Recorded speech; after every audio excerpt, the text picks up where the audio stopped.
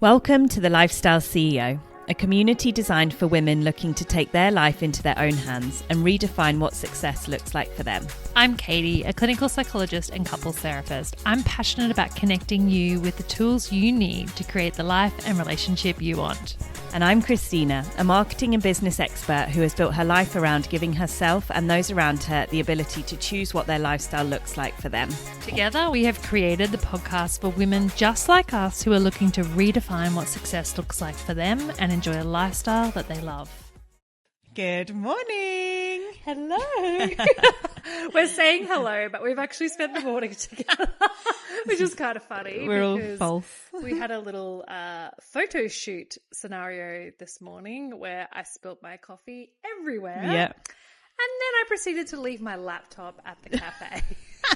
Katie always calls me the chaotic one, but today she fully embraced herself in the chaotic energy. Fully embraced the chaos. It was, quite hilarious, except for the laptop part, which was very stressful. Incredibly stressful, but we were fine. We got it back. All good. We can relax now. The good thing about living in Bali is that no one's going to steal your stuff. Yeah, it's so nice, isn't it? I think it's such a part of the culture here, that honesty and that, just helpfulness. Just helpfulness, like grabbing it, putting it away, keeping it safe for you. So nice. And I think that kind of nicely brings us on to today's topic where we're talking about like actually defining your own success and what that looks like. Because I think obviously in the position that we're in, it's very easy for it to be assumed that like, you know, moving abroad, living this kind of nomadic lifestyle or whatever, giving that freedom is like what everyone should be aspiring to. And actually that's not what we're here to talk about on the podcast. No. I think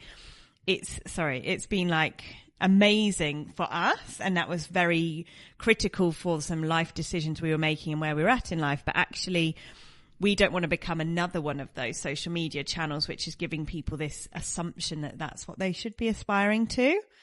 Absolutely. And I think we also want to talk a little bit about like being there for other people in their own journey, because I think we can all be a little bit quick to judge other people's experiences or not understand it. So we see it through our own lens of like, this is what success means for me. And then we might pass that assumption on to other people. Or the other thing that probably more commonly happens is we think that people are doing that. Yeah. So we think people are judging our idea of success. Yeah. So we have our own idea of success and then we feel like other people are judging that. So that actually stops us from taking the steps that we need to create the life that we want, the lifestyle we want. And it is more than success that we're really talking about because it's the life that we want, the lifestyle. That we want. But we bring success into that because it's that societal idea of success and what that should look like rather than what it is actually for you, what makes you happy and what you want. Yeah, and I think it's really interesting, you know, I think the thing with people that choose to move abroad is they have actually taken quite a big step in life, as in like they've stopped to think this isn't for me. Like I know, and I was speaking to someone at the beach yesterday about this as well, and she had the exact same thing where it was like, I just got to the point where I was like, this can't be what my life is going to be. Yeah. And I was literally looking around a house to move into, and it was so overpriced and it was just like not that nice. And I was just like, no way is this going to be it. And I think, you know, it's either burnout, like in your case, or just this realization. So in my mind, I think it takes something quite big for us to step back and be like, is this what I actually want? Because we do go through the motions of like, we go to school and then school pushes you to GCSEs, then A-level, then university, then you get a job, then you get married. And it's like you almost don't have time to stop and think. And it tends to be when you get to a certain age or a certain stage of life where you're like, wow, was that even what I wanted to be doing? Yeah. Or for the next step. Because I think that's the other thing you're highlighting is like that transition. So whether that transition is like now I want to settle down, now I want to get engaged, get married, now I want to have kids, now I want to buy a house, now I want to start a business. Whatever it is, it's that transition to like the next stage in your life where you start a new thinking process of like, what do I want this to look like? Or you may already be in it and you're sort of like, this isn't working for me. Right. And I think, as you said, it can be those trigger points like around purchasing a house, or it might be that you've had a child and you've actually gone, there is no way I want to go back to a 9-to-5 career in the city, or, you know, even having my own business. I actually just want to be home with the kids now. And that is my new lifestyle that I'm seeking. That is the thing that I want. And so how do I create the life that supports that? Yeah. And I guess with this podcast, like that's what we really wanted to get across, is it's like, it doesn't have to be this big thing that has to hit you, or this sort of like judging thing. It's more like, actually, we want to be that voice which says, just keep thinking about what you're doing and like what you want. And if your current lifestyle is really meeting those needs. And as we've said before, like it's going to change quite frequently, right? Yeah. It's always going to be adapting. You're always going to want, you know, even as your kids grow up, maybe you want to be a stay-at-home mum for the first couple of years, but then you will get to the point where you think, I want something for me again. Maybe. I'm not saying that's the right thing, but you know, and different stages of their needs. Like I know for me and Andy, like we constantly check in with each other and think about like even just how we schedule our day, the hours that we work, like everything we kind of have to do a bit of a regroup on because the children's needs change. Yeah. And so it's like, actually now, you know, they really need us here in the afternoon, or the mornings are a really important transition for them right now. So whatever it is, we're constantly kind of reassessing, like what do we need and what do they need? And then how do we kind of work that together? Yeah. And that's incredible. And I do think, I mean, I know I wasn't taught this, and I'm sure obviously because of your background, this is very like common knowledge to you, but actually a lot of people wouldn't even think again until maybe it gets to a crisis point in a relationship, or you are really struggling. Then you go and seek therapy, or you go and find some tools. And that's when it's like, oh, okay, well, actually, I just need to communicate my needs more, or I really need to think. And it's just not common practice. It's not. And it does take figuring out. Like me and Andy did a catch up. Where are we? We're Monday. Yeah. God. What day is it? Is it Monday? So it was last week. We did I think I actually messaged you because I just come from the gym. Anyway, and you need something from me for work. And I was just said to Annie, let's just go to a coffee shop and let's just like, we just need to do a check-in. And because we're kind of a bit here and there, which country we're in at the moment, what's going on, we've been away. What a glamorous we just kind of been all over the place. So I was like, we need to like talk about like having some structure for the kids because they're not at school, they're on holidays, all that kind of stuff. So I was like, how do we make that work for them, but also for us? And so one of the things that we looked at was like, how do we want to feel in the morning? How do we want to feel during the day? How do we want to feel at night? And then like, what are the kind of rituals and routines that we need to implement to make that happen? And bedtime was a big one for us because I don't know about you, but we get a bit lax on holidays. Oh my God. Yeah. It's like timings. Yeah. So oh my God. My son's very like, he needs an early bedtime no matter what, but Chloe's more adaptable with that. And so hers was stretching out because we had been traveling. And I was like, but it's actually, this is about an us need, that we need that time in the evening. Night. Yeah. So it's actually, you know, she could totally have night times up, but really it doesn't make that big of a difference to her, but it does to us. Yeah. That's so interesting. So we need to change that. And I think it is having those conversations and having those spaces. And maybe it's not with your partner, and that's okay too. Like maybe you need to have some of that conversation that's not about the family stuff, that's about the you stuff with other people in your life. And I think one of the things that we were talking about is, as women, I think we can feel really judged by our peers or by other mums or by like what we should, by society, like what these ideas of success are. And I know we've had the conversation, like sometimes I feel as a full-time working mum, like I kind of hate the drop-offs. Yeah, you told me about this. Yeah, the pickups. Actually, the drop-offs is kind of, it happens at different times. Pickups, everyone's waiting around, and I feel like I don't know any of the mums. Like I'm kind of like, I don't know which kid belongs to which parent. And in Bali, there's another layer because there's also quite often nannies picking up. So there's like, you don't know. Mum, dad, nanny, a family member that's coming to stay. Like, it's so a bit chaotic at pickups. But, you know, it is that thing of feeling like you're not as in touch with like what's happening in that time and space because you're not there. And I think like we all feel that. So whether we are the mum who's rushing in from work or rushing in from home or juggling another child on school pickup or whatever it is, we all have this kind of feeling that like, there's something we're doing wrong. We're doing something wrong and we're being judged for that. Yeah. Which is not the case. And I've loved that with our women's group that we have on Friday nights. We get together with a bunch of women is that like you really start to build those connections. Yeah. And it just reinforces, like, you know that intellectually, you know no one's sitting around like bitching about you. They don't have the time to do that. But there's still this part of you that feels like it's your own guilt, your own stuff. That is very forward, true, actually. You know? Yeah, I like that reference to the women's group, because I think we do sort of glide through life just thinking that everyone is watching our every move. And I don't know whether it's because like social media has heightened this like visibility, or if we're just all a bit self-obsessed and think that everyone else is obsessed with us. Like, I think there's stuff like that where we think, you know, if we have an inner guilt about something, and presumably that means that there's something we need to work on. If we're feeling guilty about it, then it's kind of a trigger in for you, right? Yeah.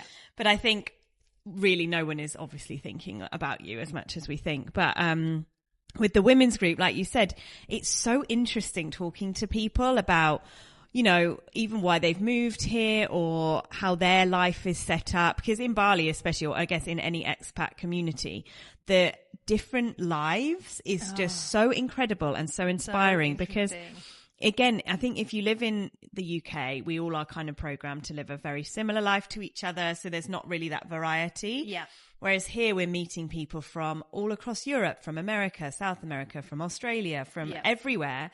And everyone just has such different lives, which kind of just shows you that actually there's no formula that is one size fits all. No. And I think what I love about those conversations is I do feel like there is a bit more of an openness in this space. I think that as women, we can really struggle to ask each other or talk more about it. Yeah, like we hold back a little bit more when we first meet women. Whereas I found, you know, one of the nice things with our group is that like everyone's just very open. Like, and I think that's part of like we're creating a bit of a safe space there. Yeah. And we're very like comfortable with each other.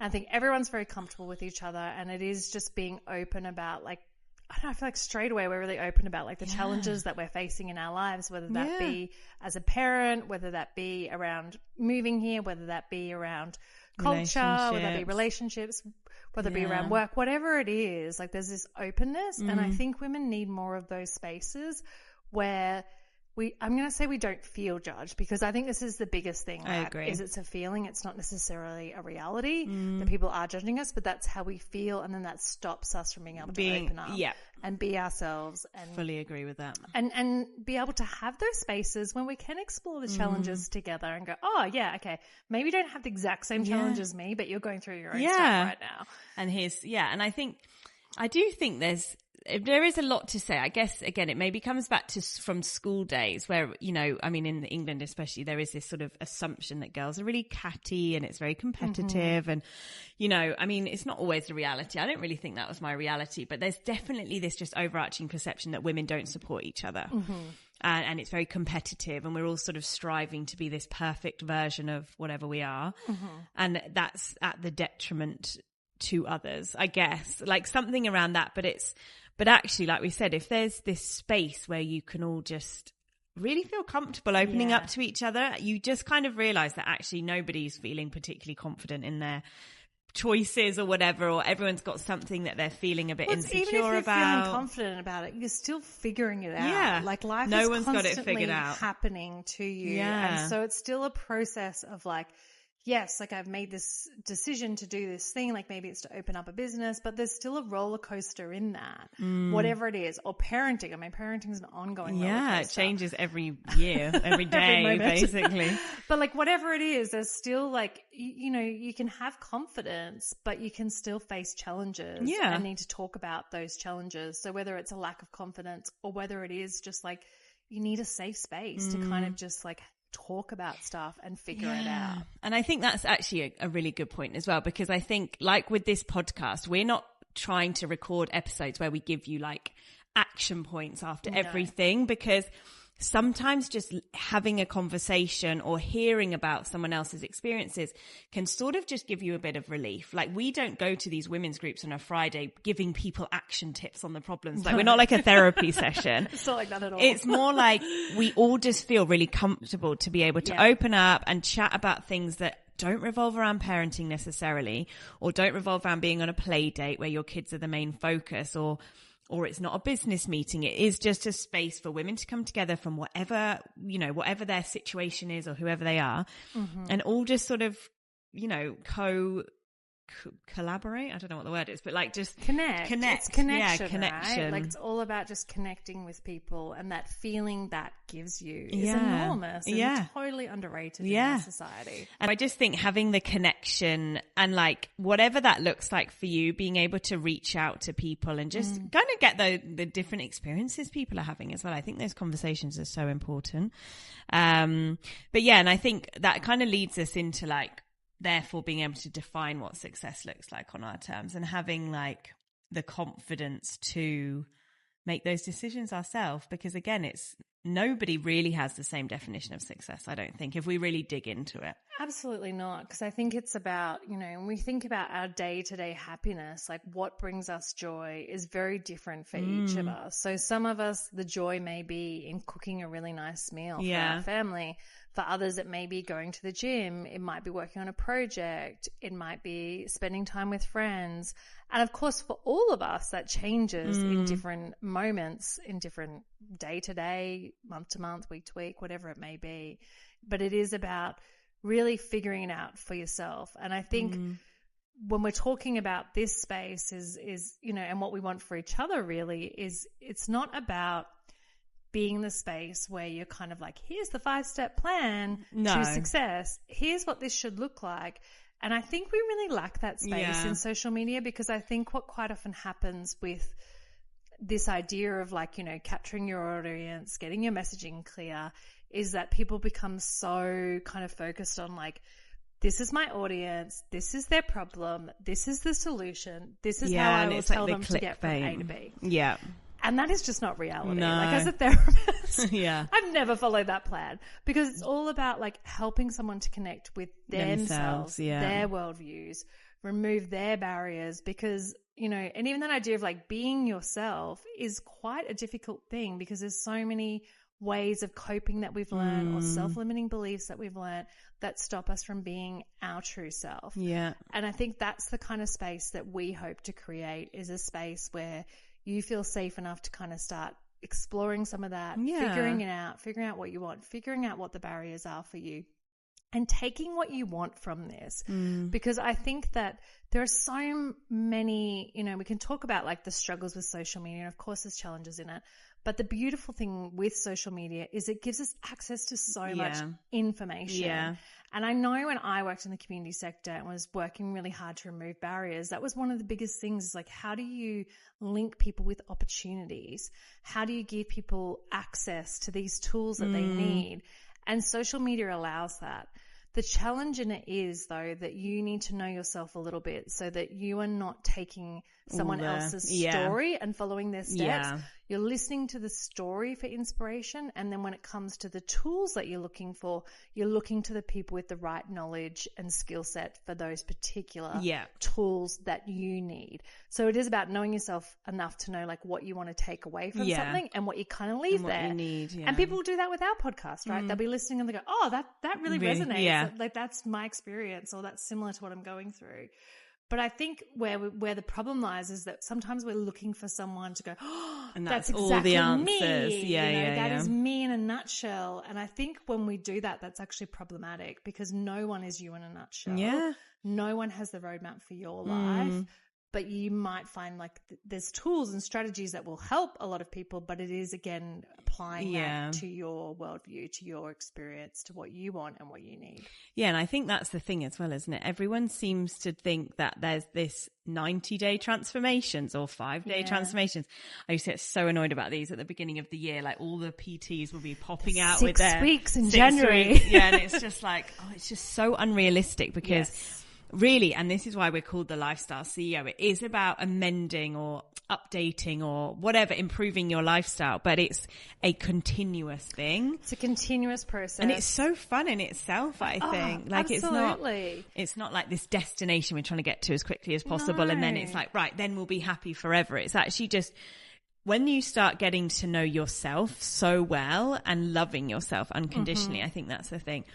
It becomes this just like beautiful lifestyle where you're really like engaging with your intuition, trusting your gut, whatever you want to call it. And just when opportunities arise or you start feeling a certain way, you just know how to delve into yourself. So it's almost like this ongoing transformation, but it's not about reaching a destination. It's just about finding happiness and fulfillment within that season. You know, I'm thinking when you're saying that, it's actually like a process of consistently tuning in. Yeah. Because, and I think that's like the kind of myth that we really want to dispel, is that, as you said, that idea that you kind of arrive somewhere. Yeah. It's like arriving in Bali. Like once you get here, that's not your life. No, mate. it's not like there's done. a roller coaster going on. Yeah. Everyone knows about the Bali roller coaster when you move here. But, you know, it's an ongoing process of like redefining what your lifestyle, the lifestyle you want is, and how you're going to achieve that. It's a constant process of redefining success or whatever that may be for you in your language, because life is always changing. Your needs are always changing. It might be changing because of a season. It might be changing because of the context, but it is always kind of like being present enough in yourself. And I think that's something we struggle with as a society. We can be so definitely zoned out and switched off and shut down. Is really being present in yourself to know when opportunities arise. Is this something that I want to pursue or not? Does this, and that's where that clarity is really important, because when you can come back to how would that feel? How does that fit in with the life that I'm trying to create, and ask yourself all of those questions, it becomes much simpler when you're very clear on like what you want it to look like. For sure. I think it can become very overwhelming when you're not, because there's infinite amount of opportunities and choices. And so it becomes harder to say no to things when you don't have that clarity. And I think, I mean, it seems like the general theme is like, we need to be checking in relationships, in friendships, in ourselves, in work, in all of these things, just to keep, it's not just a one and done, like, right, I've got this job now, great, check, done, bye. It's like, and I've got a boyfriend now, great, check, done, bye. Like, wouldn't that be constantly nice? It's constantly evolving. And I think we need to give ourselves the space. You know, it might be journaling, but I think actually it's really important having the face-to-face conversations as well, like with other people, or absolutely in women's groups, with a therapist, with your partner, whatever it looks like, maybe all of those things. But I think giving yourself the space to just dig deep, or listen in, or whatever it may be, it's just so important. And I do think it takes practice. Like, I know when I get out of practice with journaling or whatever, I find it really hard to get back in, because I'm like, what do I actually want to ask? Like, what am I trying to understand here? Yeah. And I think just having those sort of a bit of help, that's why I guess therapy is so good, because it gives you a few prompts as well of what to talk to, but also just having these open conversations with whoever it is just gets your mind ticking over a bit more, and you can start thinking like, oh yeah, I hadn't thought about it like that, or whatever. But definitely just making space in life for check-ins, you know, maybe monthly, whatever you need really is really important, I think. It's so important. I love the idea that you're talking about that connection and talking out loud about things, because, you know, you're an intelligent person. The people listening are highly intelligent people. They know what they want. Yeah. They've got it figured out, but it's just kind of verbalizing it and going through that process, right? You don't need anyone to tell you what you want. No. You know deep down, but it's just the help to kind of get there. Yeah. And so I think we can constantly look to others for that, instead of seeing that actually what's missing is that I just need a space to talk. That. I need a space to kind of figure it out. I need a space to talk it through. And I think that's so important. So we can get stuck kind of like really pursuing, like, I've got to do this course, I've got to learn this thing. We can get stuck in that process of like overlearning or like overlooking for the answers, instead of, as you said, just making it really simple, coming back to checking in with yourself and checking in on the different areas of your life, either by yourself or like with others. And they may be two different steps. Like sometimes you need to figure some things out for yourself. And then for sure. Amazing. Yeah, great. I think podcast. That's really cool. I love this conversation. Yeah, and I think definitely just as connection, I think is something, as well, I know as a mother, like that really went down the bottom of my list when I first started. Totally. And that again, maybe being in Bali is more, it becomes more important because our family's so far away, but it's like, that has really helped me just feel better, understand more about myself. I think it's always important though. Yeah. I think it's really important if you're at home with kids. I think it's really important if you are in a career where you are doing for people or where you are leading people, so you don't have a lot of peers, you know what I mean? So you don't have those people that you're just kind of downloading with and at the same level. I think it's so important for everyone everywhere is that connection. But what can happen is that we can get so overwhelmed, like with kids, for example, we can be touched out, or we can get so overwhelmed because we think we have so much connection fulfilled in other areas of our life. Like, so say you manage a really large team, you're talking a lot, you're being with people a lot. Yeah, that is so But true. you're not having that connection that's on that level where that person can be the same for you, because there is this, like, you know, not saying it's super hierarchical, but there is a hierarchy there, right? Whereas like you need to have connection with people that are just able to kind of just like listen, hold that space, bounce ideas back. You can be the same for them. That's very different to being a parent or being a partner. Yeah, being a partner, being a leader. Yeah. All right, amazing. Yeah, I think connection is really important for sure. Yeah, definitely. All right. Well, thank you guys for listening, and we will see you again next week. Sounds good. Thank you. Bye. You're ready to create a life on your terms. Join us every week and make sure to like and subscribe to keep up to date with new episodes. All the links to keep in touch with us are in the bio.